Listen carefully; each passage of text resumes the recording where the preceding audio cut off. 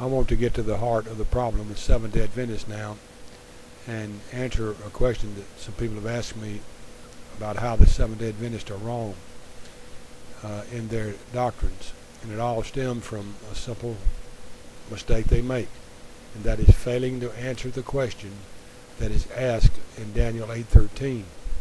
Now you'll notice that the Seventh-day Adventist named Dario 2096 wants to put up videos in response to videos I've made concerning Daniel 8, but I want Seventh-day Adventist members and Dario 2096 to remember this. You had an opportunity to debate me and you refused to do it, Dario. You could have straightened this out, I could have straightened it out in a simple debate, but the fact is you refused to debate me. So any video you make without answering the question that has been asked in Daniel 8:13 is totally irrelevant. If you look at the question that is asked in Daniel 8:13, you'll notice at the end of that verse there is a question mark. So a question is being asked. And rather than answering that question, what Seventh-day Adventists do is go and try to interpret Daniel 8:14 without ever asking the question. Daniel 8:3, 1 through 12 leads up to the question that is going to be asked in Daniel 8:13. And you'll see in Daniel 8:1, 2, and 13 the Hebrew word kurzan, meaning vision or revelation. It's the giving of that vision. So we see the vision being given to Daniel in 8:3, 1 through 12. Again, that word vision being used there in those verses are all the same, and it means the revelation of that vision. In this vision you see in Daniel 8:3 the two-horned ram is introduced. Then you see in Daniel 8:5 the he-goat is introduced. And then if you look down in chapter 8 verse 9, you'll see the little horn that comes from the he-goat is then introduced. Remember that this little horn comes from the he-goat. Then if you look down in verses 11 and 12, you will find the activities of the little horn and what he does. He daily sacrifices, notice again, daily sacrifices, and he desecrates the temple. Following the revelation of what the little horn will be doing, the question is then asked in 8:13, and the answer comes in 8:14, 2,300 evenings and mornings. Herb Bokir, not Yom.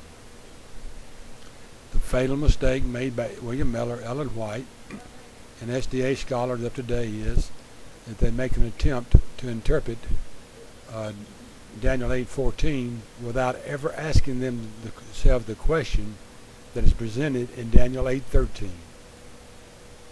Another mistake made by the Seventh-day Adventists is not taking into account the interpretation of the vision that has been given in Daniel 8:3 through 12. And if you'll notice that up to this point, the word for vision has been kurzan, or the revelation or giving of that vision. But in verse 16 now, the word changes to maray. The word vision changes to maray, which is the vision being interpreted. So kurzan is the vision being given, while maray is the interpretation of that vision, and the interpretation of this vision comes in Daniel 8:15 through 27. So the understanding now is, in verse 16, Daniel is asking, what is the interpretation of this vision, the maray? What is this vision about? And then in verse 17 again, he wants to know, when will the end of this vision, that is Shazam, the revelation, when will it end? Now in the interpretation, you can look at verse 20, and it shows you that the two-horned ram is interpreted as being the kings of Media and Persia, or the Medo-Persian Empire. In verse 20, the he-goat is interpreted, that is maray, or the division. The he-goat is interpreted as the king of the Grecian Empire, or Greece. As this vision is further being interpreted, you will see that in 8:21 through 24, the he-goat, or the Grecian Empire, is split into 4 different parts. That is, it is divided among the 4 generals of Alexander the Great. The he-goat is the Grecian Empire. This is where the little horn comes from. It comes from the Grecian Empire, and not the Roman Empire of Daniel chapter 7, as Seventh-day Adventists want to see. So what Daniel has now is he's had the revelation of the vision, the Curzon, and now he has the interpretation of the vision, Moray. Now here's the crucial mistake made by Seventh-day Adventists again. In Daniel 8:26, it says this, in the visions of the evening and morning. So it clears up what is being asked. It's not day, it's evening and morning sacrifices. It's being made very clear here by Daniel. Anyway, it says the vision, the Moray, the interpretation of the evening and mornings. That's what it's saying. The visions of the evening and morning, which was told is true. Wherefore shut up the vision, Curzon, revelation. Shut up this revelation now, for it shall be many days. You see what's happening there? First he's saying the vision of the evening and mornings, or the interpretation of the evening and mornings. That's what he wanted, the interpretation. The word vision in 8:26, the first one is Moray, the interpretation.